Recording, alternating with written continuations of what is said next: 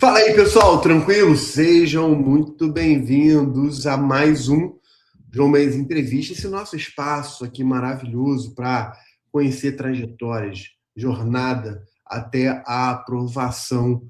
E tenho certeza que vamos ter hoje mais uma entrevista muito bacana. Está aqui comigo Gabriel Melo. Gabriel, muito obrigado, cara, por ter aceitado participar aqui dessa entrevista. Fiquei muito honrado quando eu fiz o convite, você prontamente atendeu e tenho certeza que vai ser muito legal. Obrigado, cara. Eu fico muito feliz, assim, que eu gosto muito de compartilhar as experiências de concurso com todo mundo que acompanha. Eu uso meu Instagram para isso também, então eu te agradeço muito pela essa oportunidade, tenho certeza que vai ser muito bom. E vamos tentar animar a galera, tentar informar como que foi toda a trajetória, né? Porque todo mundo passa por dificuldades, ansiedade, então a gente está aí para isso. Legal, legal.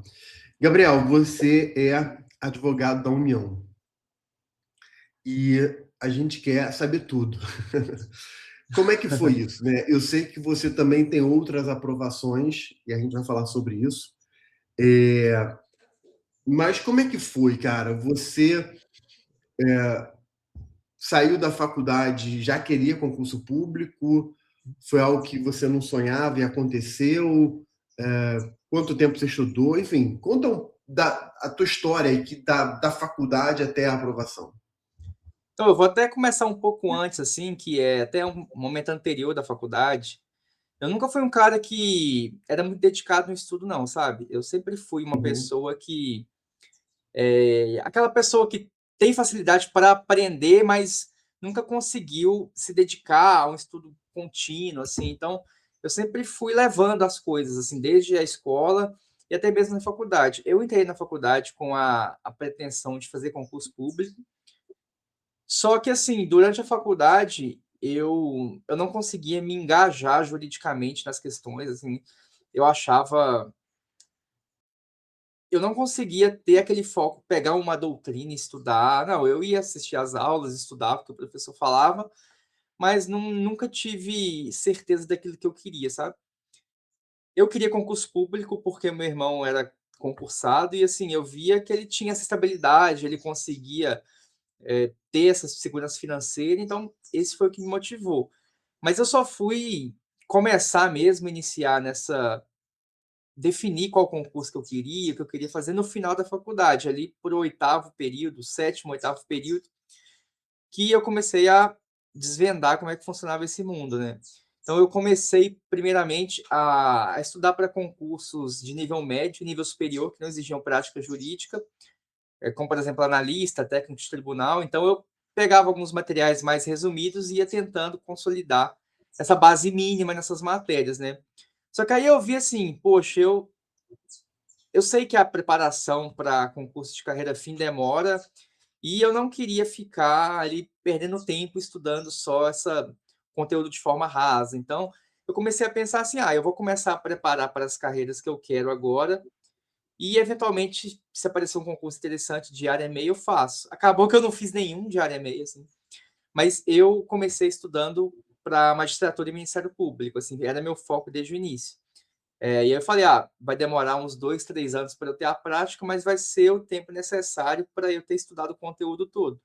Só que aí no meio do percurso, eu comecei a ver que meu nível estava subindo, assim, de fazer prova. Então eu comecei a estudar muito, muito, e eu fiquei com um hiperfoco muito grande no estudo e vi que meu nível começou a subir. E assim, ali 1 ano depois de formado, eu fiz a primeira fase do Ministério Público de Minas e consegui aprovação para a segunda. Eu tinha ali cerca de 1 ano de formado mesmo. A prova foi em 2022, no final de 2022, eu tinha formado no final de 21. E ali eu vi que, poxa, eu não queria esperar o tempo de prática jurídica, né, então, aí foi o que fez estudar para procuradorias, né, que a maioria não requer essa prática jurídica. Inclusive, uma coisa que me motivou muito no começo do estudo, ali para o 8º período da faculdade, foi o próprio estágio que eu fiz, assim, foi no Ministério Público de Minas. Eu trabalhei com um promotor, assim, que ele incentivava muito o estudo, a gente discutia tese jurídica, e isso foi me aumentando meu potencial, né. Então, assim, acho que o ambiente muda muito, assim, se a pessoa tem um ambiente de gente que estuda, pode ser mesmo no meio virtual, sabe? Cultivar amizades que estudam, pessoas que levam a estudar a sério, isso me ajudou muito, para mim foi o diferencial, sabe? Então essa basicamente foi a minha trajetória inicial, assim, e o que me fez mudar de foco para a carreira de advocacia pública. Entendi, interessante, né? Você pensou, pelo que eu entendi, você pensou em estudar para a área de técnico e analista, mas entendeu que seria melhor já estudar para a carreira fim e se eventualmente surgisse alguma coisa no meio do caminho, você faria, né? É uma estratégia até interessante porque você pegou o nível mais alto de exigência, né, de conhecimento para nivelar por cima, né? Muito legal. E você falou que a primeira aprovação em primeira fase foi do Ministério Público, é isso? Isso, Ministério Público de E Minas. isso com um ano de estudo, mais ou menos. Assim, foi mais ou menos um ano de formado, mas eu já vim estudando há Um mais ano. tempo, assim. Ah, tá. Porque, olha, eu me formei no final de 2021 e, e eu comecei a estudar para a carreira jurídica mesmo ali na metade de 2021, assim, ali para abril, maio, nessa época. E antes eu estudava materiais mais resumidos, mas eu acho que também contribuiu para a base, porque eu vi ali o básico de constitucional, administrativo, penal, processo penal, civil. Então, assim, eu coloco ali, em média, uns 2 anos de estudo até a aprovação da primeira fase. É claro que, assim, estudo é sempre irregular, a gente não consegue medir, com certeza, quando começou o estudo, porque a gente está a vida toda estudando, né? Tudo que a gente aprende ao longo da vida acaba contribuindo, de certa forma, para o nosso estudo. Mas, Com ali, jurídico, certeza. 2 anos, em média, assim. Legal. E aí, esse concurso especificamente, você chegou a fazer a segunda fase? Você avançou ou não na segunda Olha, fase? eu não fui fazer a segunda fase, né? Até o pessoal falou: "Ah, você devia ter ido e tal", né, de fato, poderia ser uma boa experiência, mas quando era a segunda fase, eu já tinha decidido que eu ia focar em carreiras de advocacia pública, né? E como isso foi muito próximo da PGE Espírito Santo e da AGU, que é dos concursos que eu estava focando, aí eu resolvi focar tudo na primeira fase desse concurso, porque eu não poderia tomar posse no Ministério Público. Então eu optei por não ir. A segunda fase ia ser ali no começo de 2023 e a PGE Espírito Santo foi em março de 23 e a AGU foi em abril. Então, assim, era muito próximo. Então eu achei que ia ser uma perda de tempo. E, de fato, foi o que na hora eu optei por fazer e deu muito certo, né? Com certeza. Interessante, porque, quer dizer, você já sabia que se avançasse no MP, você não teria a atividade jurídica, então tira isso para não ter uma distração e foca em procuradorias. Legal. É, você fez de procuradorias, o que que você fez? Você falou da PGE Espírito Santo e advogado da União, e né, você terminou passando em advogado da União, mas você, nesse processo, terminou fazendo mais alguma outra? Olha, assim, é, só para esclarecer uma coisa, né? Muita gente fala, você não tem como passar de primeira e tal. De fato, isso depende muito de quando você começa a fazer prova, entendeu? Eu comecei a fazer prova quando eu estava competitivo. Mas tem gente que começa a fazer prova antes de estar competitivo, e aí é super normal a pessoa não passar de primeira. Eu resolvi simulados em casa, provas inteiras de outras procuradorias, e eu não passaria, por exemplo, PGDF, PGE Paraíba, alguns outros concursos de Ministério Público que eu resolvi na minha casa, e eu não estava em nível para passar, eu não passaria. Então, se eu tivesse ido fazer a prova, eu não teria passado. É simplesmente isso. Então, como eu deixei para fazer prova enquanto eu estava competitivo, o que eu não recomendo, né? Porque se a pessoa tem condições de fazer prova, é bom ela ir. Eu acabei tendo essa aprovação um pouco mais rápida nesse quesito. Então, eu fiz a PGE Espírito Santo, eu aprovei na primeira fase e cheguei a reprovar na segunda fase, na discursiva, no parecer. E eu lembro que na época isso me frustrou muito, assim, que é um concurso que eu queria muito. Só que eu falei, vamos seguir, né? A gente tem a segunda fase da AGU em junho, então eu segui, eu fiz as 3 carreiras da Advocacia da União, fiz a de advogado da União, de procurador federal e procurador da Fazenda. Eu passei como advogado da União e procurador federal, nos 2 concursos eu passei em todas as fases. No da Fazenda eu reprovei na discursiva também. Então, assim, concurso é uma coisa que depende um pouco do seu momento, de ser a sua prova, né? Porque teve várias pessoas que aprovaram nas 3, várias que aprovaram nas 2, teve gente que aprovou só em uma. Então, assim, é muito cíclico e muito instável isso. E depois eu fiz também a PGE Goiás. A PGE Goiás eu passei na primeira e segunda e reprovei na prova oral, assim. Uma prova oral um pouco complicada, assim, foi bem difícil e não deu certo, né? E aí depois ainda, o último concurso que eu fiz foi do Ministério Público de Minas, que eu acabei sendo aprovado também em todas as fases. Então, foram esses concursos que eu fiz. Eu fiz também o ENAM, mas não cheguei a prestar magistratura após a aprovação no ENAM, né? Então, não, não cheguei a me enveredar por esse caminho, não. Interessante. Então, assim, você aprovado em todas as fases. Foi advogado da União, procurador federal e o MP E de Minas, né? isso. O PGE Espírito Santo, você passou na primeira, reprovou na segunda, e o PGE Goiás, você reprovou na fase oral. Essa reprovação na fase oral da PGE Goiás foi em que época? Foi na mesma época que estava tendo o concurso da PF, da AGU?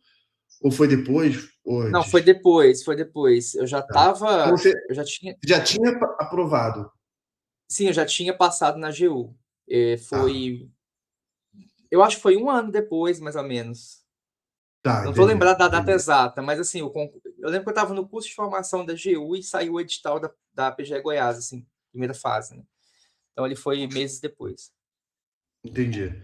A minha pergunta é para saber como é que foi a sua resposta emocional à reprovação. Mas como você já estava aprovado, já estava até inclusive fazendo escola de formação, imagino que assim o impacto da reprovação sempre é desagradável, mas talvez não tenha sido tão pesado quanto se você não tivesse aprovado, né? Sim, assim, eu já não estava assim com tanto foco na PGE Goiás. Eu estava estudando, sim, mas eu já estava com essa tranquilidade de que poxa, se eu não for aprovado, tá, eu já tenho a carreira. E porque assim, tinha muito aquela discussão, né? No começo, o pessoal fez muito elogio da PGE Goiás e tal. Então, isso foi o que levou algumas pessoas da GU a estudarem para ela. Inclusive, acho que foram 2 colegas da GU que foram para a PGE Goiás, foram aprovados. E assim, é claro que toda aprovação a gente fica decepcionado, né? Poxa, eu estava bem, não consegui, eu estava estudando bem, não consegui. Assim, faz parte. Às vezes a gente não passa na prova e passa em outra, a gente às vezes não passa em uma e fica na carreira melhor. Assim, estudo é muito cíclico, não tem. Uma prova não define a trajetória de forma alguma. Então, não foi Entendi, algo que me deixou sofrendo por tempos, não. entendi. Então, assim, pelo que eu estou entendendo aqui, desde o momento que lá, ainda na faculdade, você começou a olhar para o concurso público e começou a estudar para o concurso público. É óbvio que o que vem antes contribuiu, como você falou, mas desse momento até você concluir a primeira aprovação total, que foi a AGU. Foi o quê? Estou entendendo que foi uns 2 anos e meio, mais ou menos? 2 anos e meio, 3 anos. Coloca uns 3 anos, Ah, 3 anos. é. Perfeito. Bacana. Coloco, acho que Você comentou um ponto que eu achei interessante, Gabriel, que é assim, você só decidiu fazer prova quando percebeu que estava competitivo, né? E eu vejo muita gente deixando de fazer prova porque acha que não tem condições. E a pessoa vai postergando isso. O que eu acho que é um erro. Mas no teu caso, o que eu acho que é interessante, e eu estou trazendo isso para destacar e te ouvir, é que você não se autoavaliou estar ou não competitivo por uma questão meramente subjetiva de se sentir ou não preparado. você tinha um elemento concreto que eram os simulados que você fazia das PGEs, né? Você fazia as provas e ali você via concretamente como é que estava a sua performance até você chegar à conclusão de que não, eu estou no momento, no patamar competitivo, e aí começa a fazer prova, né? Não foi uma coisa assim de sentimento da tua cabeça, né? Não, sim, eu acho que assim, tem um meio termo. Eu acho que quem está começando no início, eu acho que não vale a pena fazer prova, assim. A pessoa, sei lá, ela Perfeito. acerta 50%, não. Mas, pô, você está chegando ali no corte, está vendo a evolução, você tem que fazer prova. E assim, eu fazia todas as provas de todas as carreiras, assim, todas. É claro que eu não fazia dos temas que eu não estudava. Tipo assim, eu nunca estudei, sei lá, tributário. Aí eu estudava tributário primeiro para depois fazer esse tema, né? Então, eu comecei a fazer as provas de procuradoria quando eu já comecei a estudar as matérias direito do trabalho, previdenciário. Aí eu fazia a prova completa. Mas, assim, durante a minha preparação, enquanto eu já tinha estudado todas as matérias, pelo menos tive um primeiro contato com as matérias, aí eu fazia todas as provas. Então, saía uma prova de juiz, essa prova domingo. Terça-feira eu já estava com a prova na mão fazendo, assim. Fazia todas, de delegado, de juiz, de procurador, de defensor, de promotor, fazia tudo. Tanto que eu devo ter umas 30 mil questões, assim. No que concurso eu tenho. Parece que a minha estatística estava uns 25 mil, mas eu ainda adiciono essas outras questões que eu fiz por fora, assim. Então eu acho uma média muito alta que eu fiz. E realmente eu fazia todas as provas, todas as carreiras. E assim, eu acho que isso me ajudou muito. Eu não gostava de fazer questões em reta final, porque para mim, reta final é um momento que eu quero otimizar o tempo. Eu acho que questão custa mais tempo, demora mais, e me dava ansiedade, porque quando eu errava, quando eu ia mal num simulado ou numa prova antiga, eu ficava muito ansioso e isso me atrapalhava na reta final. Então, reta final eu gostava muito mais de ler a lei seca e a jurisprudência seca, mesmo de forma contínua, para otimizar o tempo. Mas durante a formação de base, eu acho que a questão ajuda muito, muito, porque ajuda você a identificar as lacunas do estudo e também te ajuda a consolidar aquilo que você estudou, né? Que é por meio da recuperação ativa que você faz por meio das questões. Então, essa era a minha estratégia de estudo em geral, assim. Eu ia chegar nisso cara, assim, explodiu a minha cabeça quando você falou isso aí. Rapaz, você fez entre 25 mil a 30 mil questões. Vamos botar 30 mil questões, né? Cara, se você levou vamos botar aí aproximadamente 3 anos, a gente está falando de 10 mil questões por ano. O que significa, se eu fizer uma conta aqui dividindo por mês, o que significa mais de 800 questões por mês, né? O que significa, se você botar aí cada mês com 4 semanas, né? É um pouquinho mais, né? Dá 4, alguma coisa, mas Uhum. vamos botar 4 semanas. O que significa que você fez mais de 200 questões por semana, como se você fizesse. Estou falando na média, né? Provavelmente, Uhum. como você falou, né? Tinha períodos que você fazia menos questões na reta final Uhum. e mais, enfim. Estou botando uma média geral. Ou seja, você fazia praticamente 2 provas, ou mais do que 2 provas de concurso inteiras por semana, né? Na média, né? Uhum. Para gerar essas 10 mil por ano, 30 mil no total. Basicamente, o seu modelo de estudo é a partir das questões.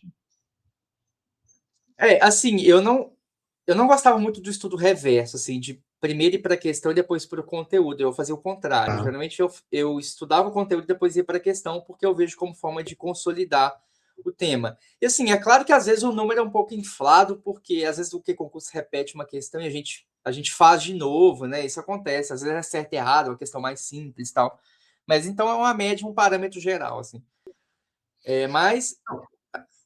Eu, Pode eu ia fazer um perguntar. comentário que, assim, mesmo sendo.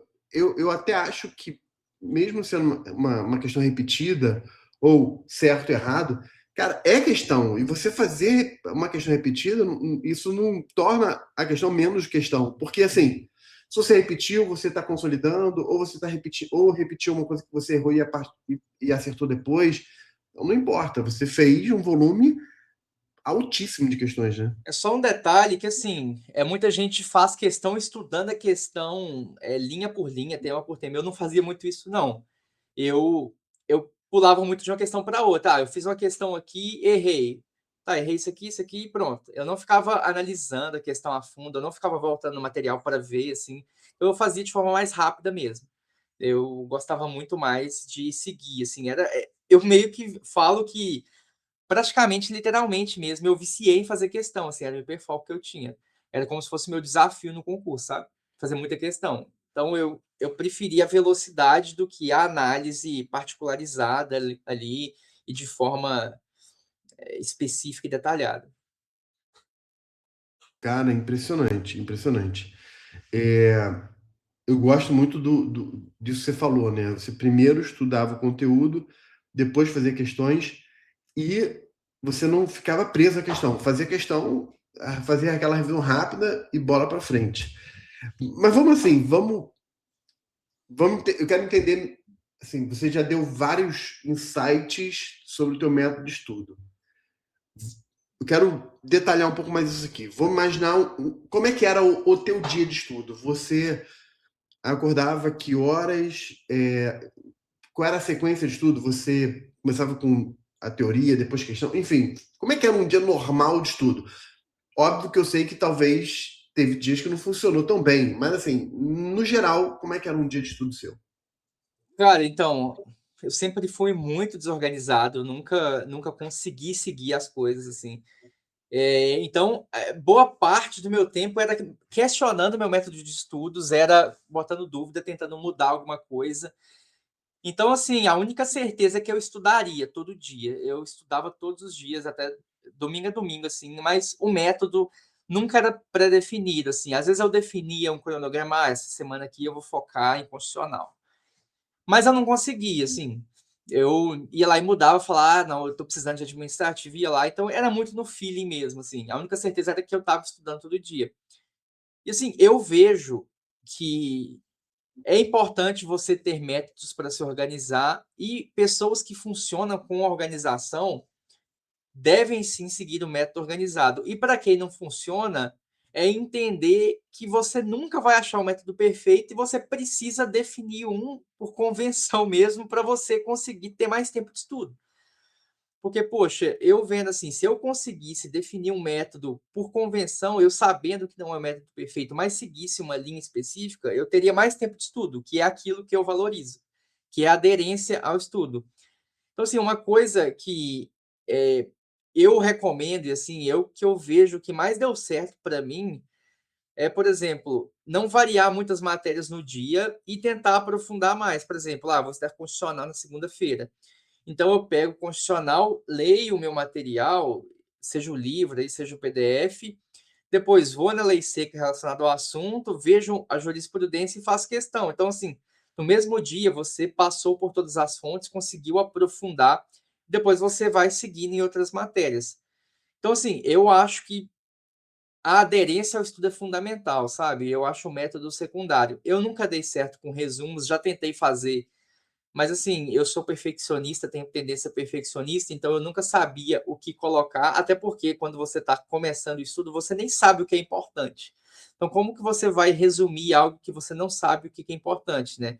Assim, o ponto positivo do resumo é a tranquilidade mental de que você vai ter um material que você vai voltar lá e vai ter o resumo da matéria. Então, para quem se sente confortável fazendo resumo, eu recomendo. Mas para quem também não se sente, não acho imprescindível. Eu não gosto, por exemplo, de métodos como flashcard, porque eu acho que perde muito o rumo da matéria. Eu acho que assim, fica um estudo muito fragmentado e você perde a noção de início, meio e fim. Então, eu prefiro uma revisão baseada em um material que contextualiza a matéria, e por todos esses motivos eu sempre achei o grifo melhor, e também eu acessava materiais diferentes em determinadas matérias, porque eu gostava de ver a visão de cada autor para criar várias conexões, né? Apesar de que muita gente prefere seguir uma linha de raciocínio pura. Inclusive, assim, eu pesquisando sobre método de estudo, eu percebi que estudativo não é só você, sei lá, terminar de estudar e fazer o resumo daquilo que você lembra. Não, é muita postura de engajamento perante o material. É muito você estar estudando e estar pensando sobre aquilo, estar com a mente ativa, estar com a cabeça com atenção plena no estudo e também fazendo várias conexões com aquilo que você já sabe, com outras matérias, com aquilo que você já estudou. Então, é muito questão de postura com o material. O estudo ativo, para mim, inclusive, é muito baseado em conexões. Então, eu li algo no livro tal, e isso para mim faz sentido, essa criação de vários sentidos, várias conexões para o mesmo assunto. Cara, interessantíssimo, interessantíssimo. No, sobre o que você falou a respeito do resumo, eu concordo muito com o que você falou. Eu acho que o resumo pode ser ótimo, né? A pessoa faz o próprio material, depois tem uma fonte para poder consultar, estudar rapidamente, mas a pessoa tem que saber, primeiro, se funciona para ela. Segundo, é a questão do tempo, né? Se a pessoa leva para cada 1 hora de estudo, ela leva 3 horas fazendo um resumo, porque é perfeccionista e faz um resumo gigante, cara, a pessoa vai levar 10 anos para passar, né? Uhum. Então, tem que ponderar. Nos teus grifos, você usava, era grifo comum ou você usava sistema de cores, como alguns usam e gostam? Eu usava o sistema de cores, mas você só pode fazer um comentário sobre o resumo. Assim, o resumo não dava certo para mim, porque eu não confiaria no meu resumo. Eu sempre teria que voltar no meu material, no meu livro. E assim, aí realmente ia ser uma perda de tempo total, né? Porque eu ia ter que refazer meu resumo toda vez, porque eu não ia confiar, eu ia querer voltar na fonte original para ter o contexto todo de novo. Então, esse é um dos motivos de resumo não funcionar para mim. E outra coisa é que no concurso, ler a lei seca e ler a jurisprudência já é um resumo daquilo que o cara fala na doutrina. Porque assim, você estudou o livro, aí tá lá o conceito de constitucionalismo. Eu vou pegar uma questão mais específica, sei lá, o conceito de lançamento tributário. Você vai ler isso no CTN, você vai lembrar do que o autor falou, de qual é esse conceito, entendeu? Então, você lê a lei e a jurisprudência, querendo ou não, um resumo, e você não precisa resumir, porque já está pronto, né? Sobre os grifos, eu usava, assim, sistema de cores, mas eu acho que, assim, eu acabava querendo ter um critério, um padrão, mas eu acabava que na prática não conseguia seguir um padrão também, assim. Eu acho que o grifo me ajuda muito para quando eu estar revisando, eu saber ali qual que é a parte essencial. Por exemplo, eu ia reler o material, eu relia, passava o olho em tudo, mas com o olho mais atento no que eu grifei. Então, para mim, o grifo era essencial para isso. E eu mexer com o sistema de cores era muito mais para eu me engajar na atenção no estudo. Uma coisa que eu fazia, por exemplo, marcar o assunto de uma cor, e aí, por exemplo, o assunto tem duas posições sobre o tema. Eu marcava uma posição de uma cor e outra posição de outro. Aí, por exemplo, é um instituto, sei lá, requisitos para, sei lá, o requisito de um recurso. Aí eu marcava um requisito de uma cor, requisito de outro e de outro, entendeu?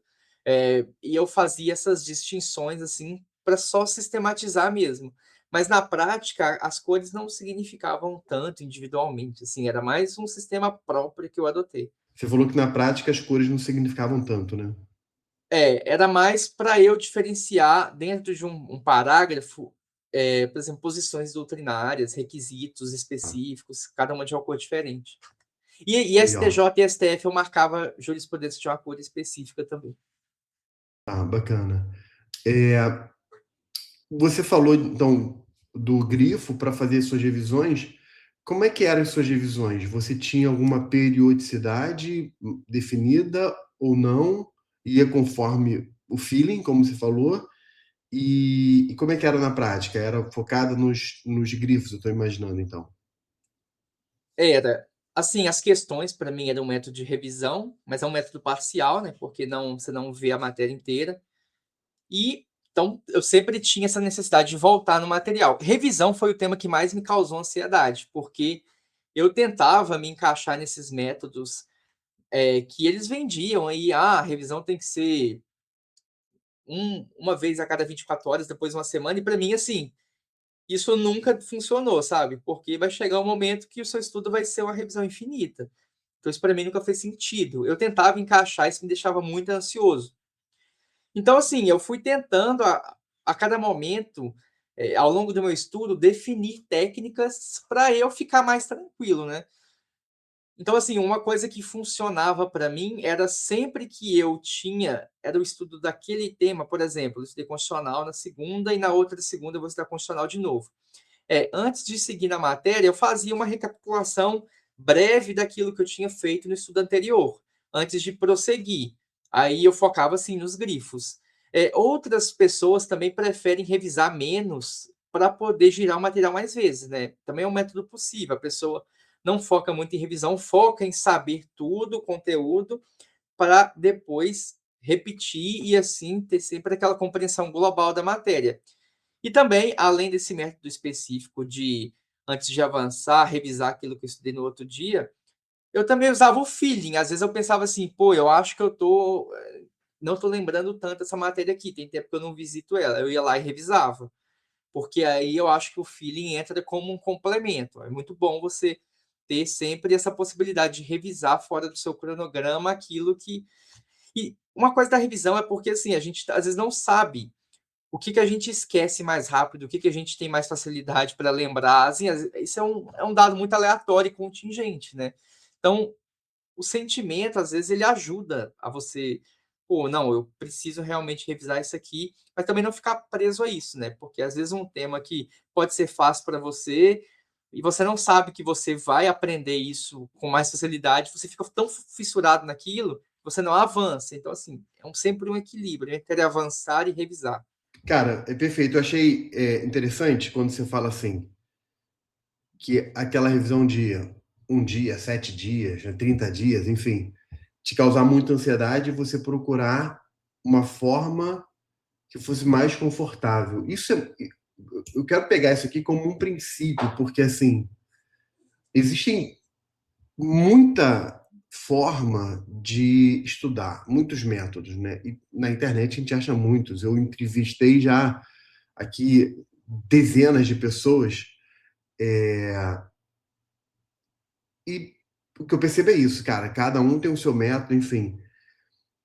Então, quem nos ouve, é importante entender que, assim, mais importante do que achar o método que funcionou para alguém e tentar encaixar para si próprio é achar uma forma de estudo em que você se sinta tanto confortável para aprender quanto emocionalmente confortável, porque assim, cara, você gerar um sistema de estudo que te deixa no nível de atuação, no nível de ansiedade muito grande, é absurdo. Você tá jogando contra você mesmo, né?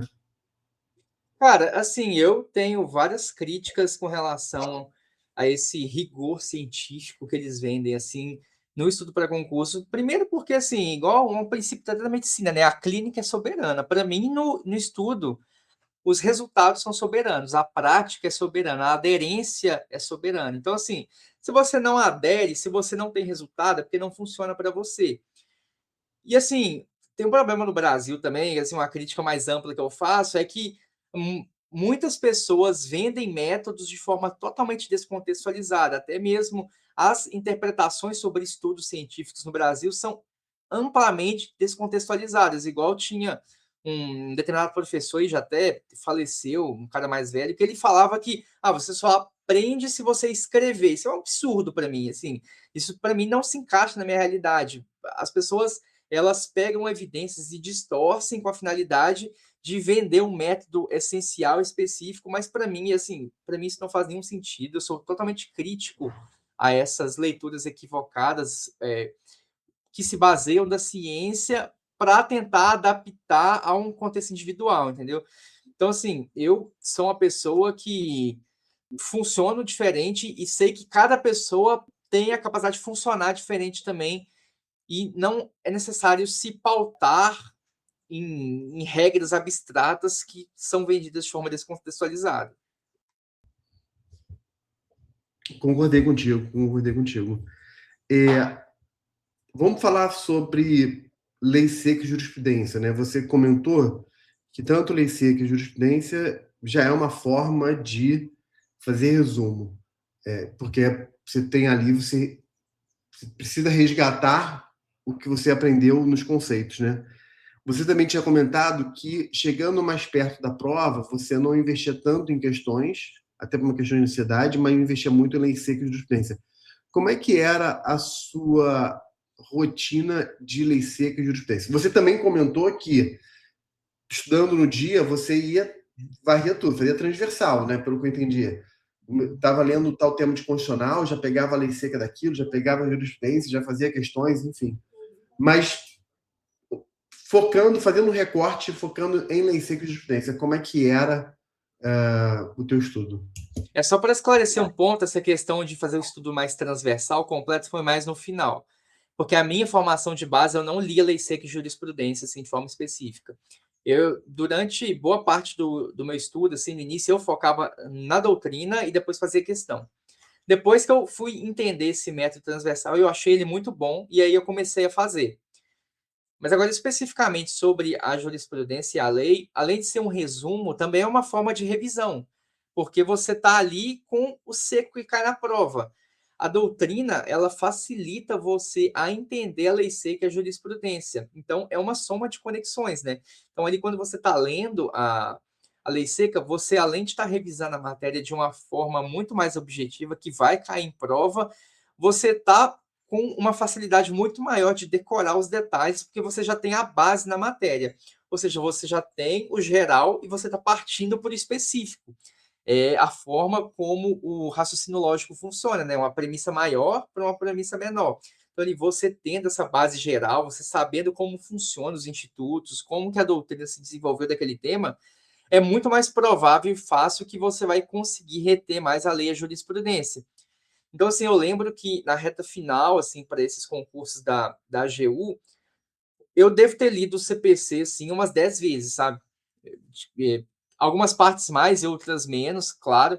Por exemplo, os temas que eu achava mais difícil, que eu achava mais relevantes, eu lia mais vezes. E eu pegava materiais também que tinha a jurisprudência inclusa, que aí eu acabava lendo os dois, assim. E também pegava informativos e ia lendo.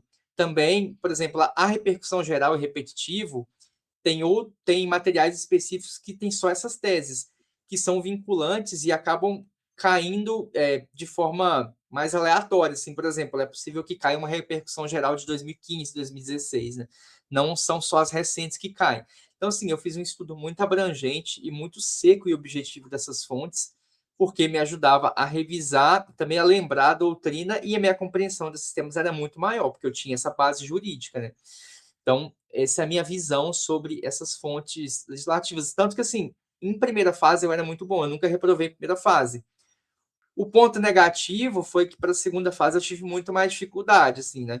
Porque, como minha reta final era baseada só em lei, em questão, depois eu tinha que retomar, quer dizer, em lei e jurisprudência, depois eu tinha que retomar o estudo doutrinário e também as técnicas de escrita. Então, assim, tudo em equilíbrio, eu acho que funciona muito certo. Como é que você fez para superar essa dificuldade na segunda fase? Porque você ficou fera na primeira fase, como você falou, Uhum. né? E na segunda fase, o que mudou no estudo, ou o que você acrescentou para focar na segunda fase? Então, na segunda fase, a minha maior dificuldade, claro que era uma dificuldade, mas não era maior, porque eu tinha uma base do conteúdo, né? Eu já tinha estudado a doutrina, o material completo. Então, minha maior dificuldade era saber como resolver a questão discursiva. O que o examinador quer, o que a banca quer que seja respondido, o que pode cair, como formatar a resposta. Então, assim, para mim, o diferencial foi nas provas de banca convencional, Sebrasp, FCC, foi pegar as provas antigas, resolver tudo, ler o espelho inteiro e saber ali como que funciona, qual que é o padrão dessas provas, que tipo de conteúdo eles cobram, como que a resposta deve ser escrita. Então, esse foi meu foco. Para banca própria, por exemplo, no Ministério Público, eu estudei a fundo os examinadores. Assim, eu tinha a base no conteúdo e eu fui pegando aqui que os examinadores gostam. E aí fui aprofundando a partir desses temas e também resolvendo as provas antigas. E isso foi o diferencial, porque teve coisa que eu aprendi justamente em prova antiga, que eu respondi lá na questão, que se eu não tivesse respondido, não tivesse estudado, eu teria reprovado. Então, assim, para a prova de banca própria, isso é mais essencial ainda, você estudar tanto as provas antigas quanto os examinadores. É muito relevante. E claro, sempre é comatando as lacunas, né? Às vezes você tem a base, mas não tem um estudo específico de um tema. E isso aí você vai ponderando e fazendo. Perfeito, perfeito. Cara, assim, achei muito rico porque você trouxe muitas dicas práticas, né? E se eu tivesse que parar e olhando aqui, porque eu estou tomando nota, né? Estou fazendo minhas Uhum. anotações aqui. Olhando para tudo que você foi falando, que eu fui anotando aqui, é, e eu tivesse que resumir isso, eu destacaria o seguinte, cara, você estudou de forma muito objetiva, muito assertiva, né? E o que parece que tornou o norte diretor dessa assertividade, consciente ou inconscientemente, foram as questões. Porque, assim, quando você faz o volume de questões que você fez, né, 30 mil questões, cara, isso te orienta, ainda que inconscientemente, naquilo que é ou não é importante, Uhum. né? Assim, você não ficou perdido estudando temas que de repente não eram relevantes, porque você tinha um trilho que te orientava, que eram as questões. E isso talvez tenha sido, não só isso, né? Mas isso talvez tenha sido um ponto que mais me marcou nessa objetividade, nessa assertividade que você teve no estudo, que foi um estudo muito bem sucedido, né? Cara, você falou de volume, eu acho que eu faço a comparação com o volume de jogo no futebol. Assim, no futebol, quando você vê que o time tá com muito volume, é quase certeza que vai sair um gol, assim, é muito mais fácil sair um gol. Então, no estudo meu foi a mesma coisa. Eu tinha muito volume de estudo, assim, eu não estava com o método perfeito, mas eu estava estudando todo dia, estava vivendo ali o estudo, renunciei muita coisa. Então, assim, eu estava com um volume de estudo muito alto. E nas questões foi a mesma coisa. Eu tinha um volume de questão muito alto. Então, querendo ou não, eu tinha vantagem para quem estudava menos, não tinha esse volume tanto. A pessoa pode ser assertiva o que for, ela pode ter um método estruturado, mas se ela não tem volume de estudo, se ela não tem volume de informação, o estudo dela fica empacado. Ah, por exemplo, a pessoa estuda muito uma semana, na outra não estuda nada. Poxa, isso para mim era inconcebível, assim. Às vezes eu ficava 1 ou 2 dias sem estudar, mas já voltava. Os meus períodos sem estudo eram muito curtos. Então, assim, eu acho que isso é essencial, você ter o volume e fazer muito, sabe? Não preocupar muito se eu estou fazendo certo, estou no método certo. Não, faça, entendeu? Veja resultado prático, coloque a mão na massa. O mundo é de quem faz, entendeu? Eu acho que esse é o essencial. E sim, as questões me ajudaram muito, porque foi o que marcou o início do meu estudo, e a partir disso eu consegui construir outras estratégias e conexões mais sólidas. Muito legal. Eu anotei aqui duas palavras, né? Volume e constância, foi o que você falou, né? Você ter Uhum. volume e ter constância. E eu estou anotando uma outra frase aqui, não foi uma frase que você falou, mas que eu estou anotando aqui, que é assim: execução supera o planejamento, né? Que na Sim. prática é o que você está me dizendo. Se você tem um planejamento bom, né? Aquela fissura em método de estudo, mas você não tem volume, não tem constância, esse planejamento não vai dar nada, né? Enfim. Agora, se você tem uma execução muito intensa, ainda que de repente o planejamento não tenha sido dos melhores, mas você tem uma grande execução, e você tinha uma. Você talvez, cara, não tivesse tanto planejamento como você falou, mas você tinha um norte muito bem definido. Né? Você sabia muito Uhum. bem o que você precisava fazer, que era questões, lei seca e jurisprudência. E a base conceitual para você poder entender a lei seca e a jurisprudência. Cara, isso é um norte muito seguro. Ainda que de repente você não tivesse um planejamento tão rígido sobre o que estudar cada dia, né, de ter uma periodicidade rígida de revisão, enfim. Então, você tinha um norte seguro, ainda que não tanto um planejamento diário tão seguro, e você tinha uma execução muito volumosa e muito constante. Cara, foi o segredo do teu sucesso. Parece ter sido o segredo do teu sucesso, né?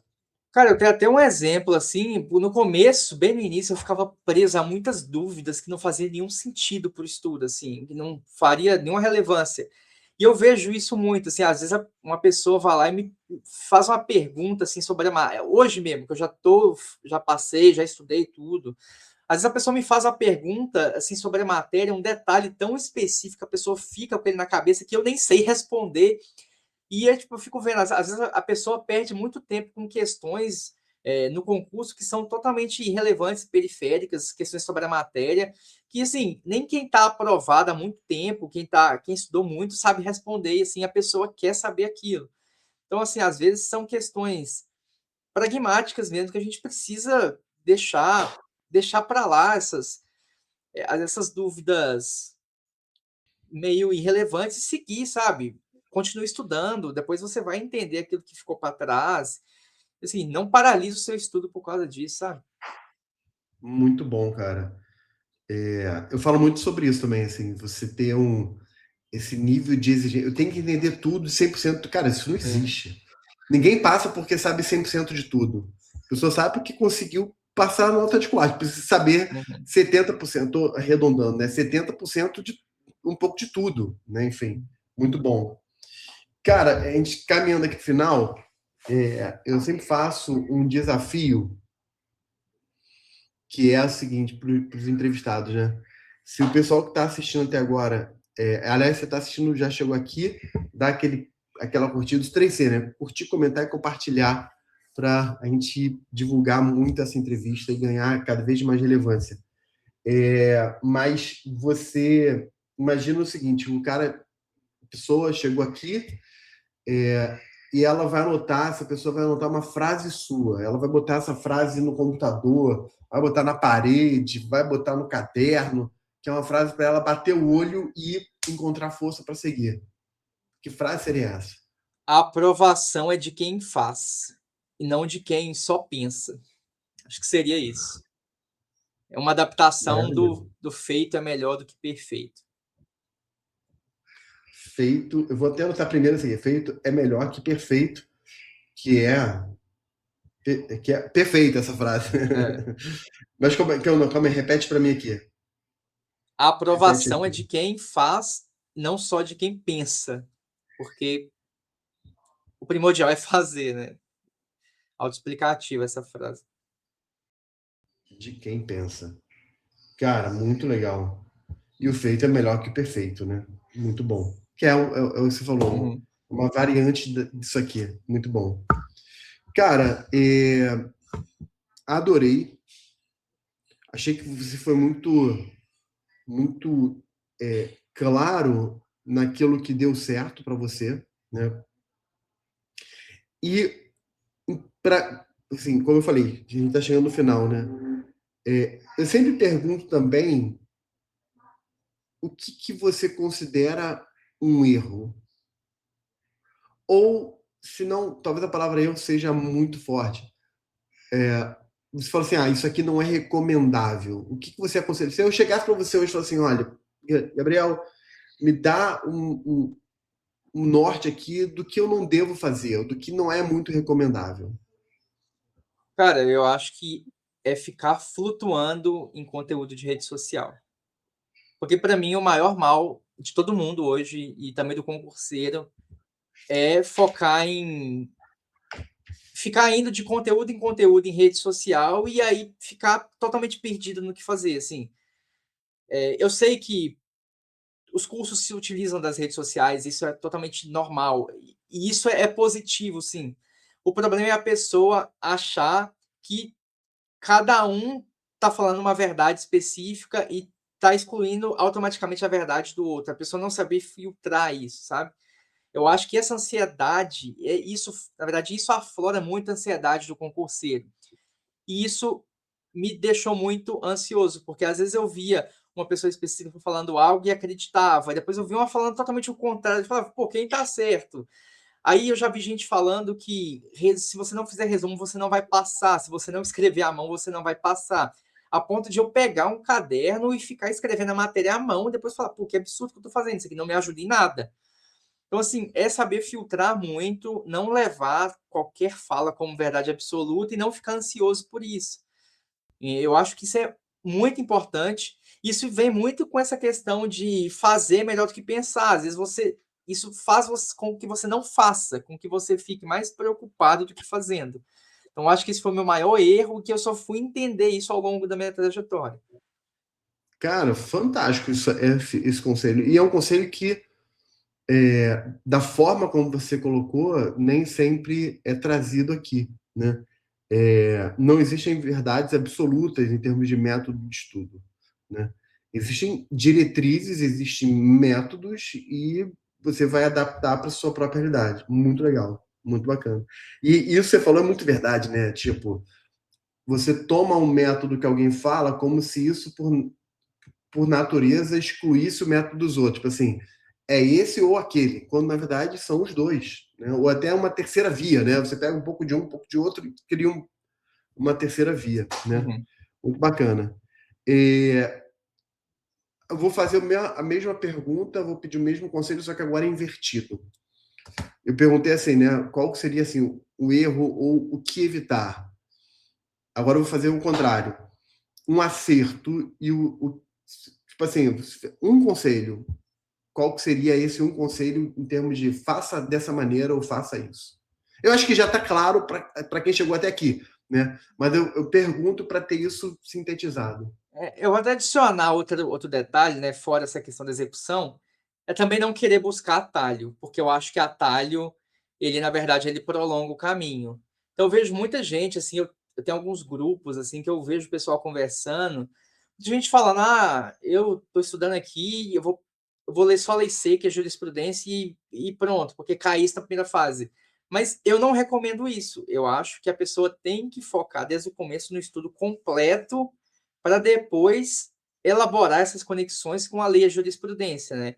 Então eu não recomendo buscar atalho, eu acho que o estudo desde o início tem que ser com calma e com completude, abrangência e a profundidade necessária, com aquilo que cai, obviamente, né, você não vai pegar uma doutrina alemã de direito constitucional e ficar lendo, né, mas, pô, pega um material ali que dá o norte da matéria, a base toda completa, aprofunda de forma necessária, depois ajusta os detalhes, né.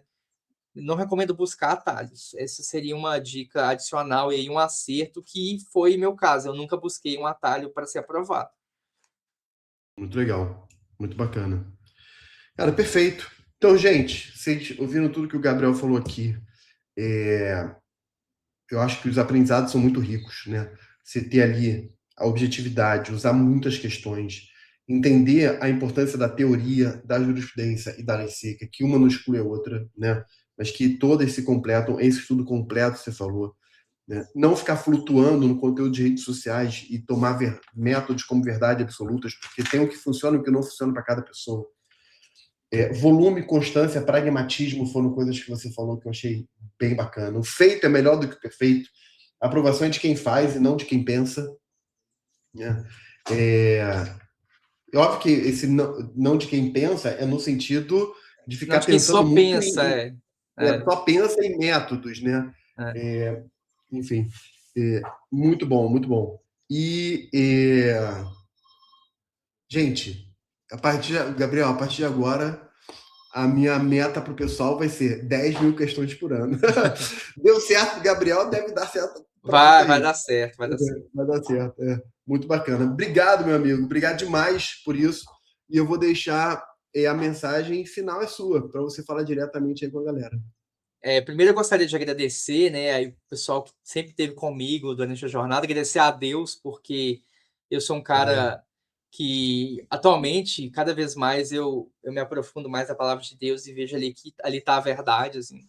Então, sou muito grato a Deus por tudo. Agradecer minha noiva aí, Isadora, também que tá aí comigo nesses momentos, assim.